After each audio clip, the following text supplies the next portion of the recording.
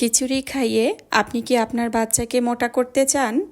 তাহলে এখনই এইভাবে কিন্তু আপনি আপনার বাচ্চার জন্য চাইলে খিচুড়ি বানিয়ে নিতে পারেন এবং খুবই অল্প সময়ে মাছ, মাংস, ডিম এগুলো ছাড়াই। তো দেখে নেওয়া যাক খিচুড়ি তৈরি করার জন্য এখানে আমি কি কি উপাদানগুলো নিয়েছি, যেগুলো দিয়ে খাওয়ালে আপনার বাচ্চার স্বাস্থ্য মোটা হবেই। শুরুতেই এখানে আমি নিয়েছি লাল চাল। লাল চাল পুষ্টিগুণ সমৃদ্ধ একটি খাবার। চেষ্টা করবেন বাচ্চাকে যদি লাল চাল খাওয়ানো যায় তাহলে বাচ্চা স্বাস্থ্যের জন্য এটা খুবই উপকারী। এরপরে আমরা বাসায় যে চালের ভাত খাই সেই চাল নিয়েছি। এরপরে দিয়ে দিয়েছি সাবুদানা। অবশ্যই চেষ্টা করবেন সাবুদানা যেন আসল হয়। এরপরে এখানে আমি নিয়েছি মিষ্টি কুমড়া, দিয়েছি আলু, আর সবজি হিসেবেও এখানে কিন্তু আমি আরও একটা যোগ করেছি, সেটা হচ্ছে দুন্দুল। তো আমরা আমাদের ভাষায় দুন্দুল বলে থাকি। তো এটা দিলে কিন্তু মানে খিচুড়িটা একটু মিষ্টি মিষ্টি হয়, বাচ্চারা কিন্তু ভীষণ মজা করে খায় এবং খিচুড়িটা একটু আঠালো হয়।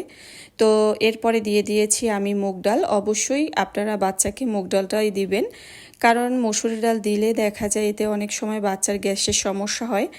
আর অনেকেই করেন যে বাচ্চাকে যখন খিচুড়ি খাওয়ান তখন কিন্তু পোলাওয়ের চাল দেন। আসলে যে সকল বাচ্চার কোষ্ঠকাঠিন্য সমস্যা থাকে তাদেরকে খিচুড়িতে পোলাওয়ের চাল না দিয়ে খাওয়ানোই ভালো। তবে আপনারা সেখানে একটু সবজি রাখার চেষ্টা করবেন, অন্তত হলেও মিষ্টি কুমড়াটা তো দিবেনই, তাহলে কিন্তু বাচ্চারা কোষ্ঠকাঠিন্য সমস্যা হবে না। এরপরে সবগুলো আমি একত্রে একটা পাত্রের ভিতরে দিয়ে দিয়েছি। এরপরে একে একে মশলা দিয়ে দিয়েছি। এখানে আমি সামান্য পরিমাণ রসুন বাটা, তারপরে দিয়েছি আদা বাটা, জিরা বাটা এবং সেই সাথে হলুদের গুঁড়া এবং সামান্য পরিমাণ লবণ, এবং এখানে আমি দিয়েছি সরিষার তেল। আপনারা চাইলে কিন্তু খাবারটা ঘি বা বাটার বা এক্সট্রা ভার্জিন অলিভ অয়েল এগুলো দিয়েও কিন্তু রান্না করে দিতে পারেন। আমি কিন্তু আজকে বাচ্চার খিচুড়িটা হাতের সাহায্যে বেশ কিছু সময় নিয়ে মেখে নিব। এভাবে মানে দেখা যায় বাচ্চাদের খিচুড়িটা বা আপনি যদি এভাবে হাত দিয়ে ভালো করে মাখিয়ে নেন তাহলে কিন্তু ওদের খিচুড়িটা খেতেও ভীষণ মজা হয়। তো অবশ্যই চেষ্টা করবেন আপনি এভাবে হাত দিয়ে মাখিয়ে নিতে। এখানে আমি গরম পানিটা ব্যবহার করছি, কারণ আমার বাসায় গরম পানি সবসময় থাকে। তো যার কারণে ভাবলাম যে এখানে গরম পানি দিয়ে দিই। আপনারা চাইলে ঠান্ডা পানিও ব্যবহার করতে পারেন। তো যাই হোক, এ পর্যায়ে এখন কিন্তু আর কোনো কাজ নেই, আমি শুধু এভাবেই রান্নাটা করব। তো এগুলো আসলে পানির কোনো নিয়ম বা পর্যাপ্ততা নেই, আপনি আপনার অনুযায়ী খাবার যেভাবে সিদ্ধ হয় সেভাবে পানিটা দিয়ে তারপরে রান্না করে নেবেন। আর আমি কিন্তু এখানে কোনো মাছ, মাংস, ডিম এগুলো কিছুই ব্যবহার করছি না। আপনারা চাইলে ব্যবহার করতে পারেন, তবে আমি আজকে যে খিচুড়িটা তৈরি করেছি এটা সবজি, ডাল এবং চাল, সাবুদানা এর সংমিশ্রণে।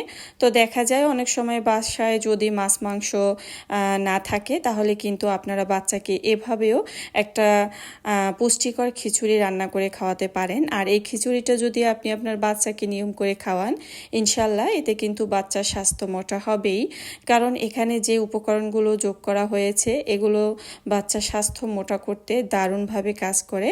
তো যাই হোক, এখানে যদি আরও একটা ডিম দিয়ে দিতে পারেন তাহলে তো কোনো কথাই নেই, সেটা আপনারা গ্রেট করেও দিতে পারেন বা রান্নার সময় মিশিয়েও দিতে পারেন। তো এই তো তৈরি হয়ে গিয়েছে। আর খিচুড়ির ভিতরে যে কালো কালোগুলো দেখতে পাচ্ছেন এগুলো আমি যেহেতু লাল চাল ব্যবহার করেছি, তো লাল চাল দিয়ে রান্না করলে কিন্তু এমনই হয়। তবে যারা লাল চাল খেয়েছেন বা যাদের বাসায় আছে তারাই বুঝতে পারবেন যে চালের যে একটা গায়ে লাল দাগ ছিল সেই দাগগুলোই মূলত, এছাড়া আর কিছুই না।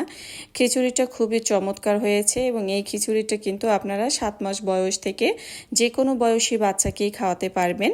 আর এই খিচুড়ি যদি আপনি দুপুরে বা রাতে, সকালে যে কোনো বেলাতেই প্রধান খাবার হিসাবে দিতে পারেন। এতক্ষণ সাথে থাকার জন্য অসংখ্য ধন্যবাদ। আল্লাহ হাফেজ। আসসালামু আলাইকুম।